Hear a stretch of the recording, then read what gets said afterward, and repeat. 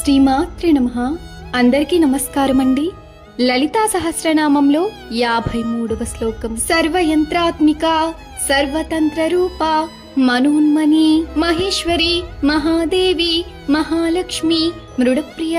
భావం: అన్ని యంత్రములకు స్వరూపముగా గలది, అన్ని తంత్రములను తన రూపముగా గలది. మనన స్థితిలో మేల్కాంచిన మననమును జేయబడునట్టిది. మహేశ్వర సంబంధమైనది, మహిమాన్విత ఆధిపత్యము కలది, గొప్పవైన లక్ష్ములు గలది, శివుని ప్రియురాలు. ఒక్క నిమిషం కళ్ళు మూసుకోండి. మీ మనసును గమనించండి.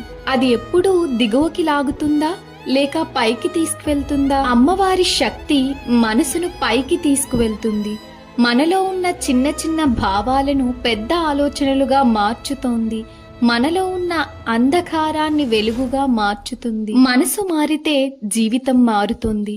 మనము మన ఆలోచనలు పాజిటివ్ గా మార్చుకుంటే మన జీవితం కూడా మారుతుంది. ఈ రోజు మనం మనలో ఒక మంచి ఆలోచనలు పెంచుకుందాం.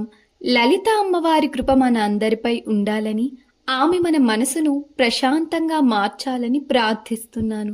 శ్రీమాత్రే నమః.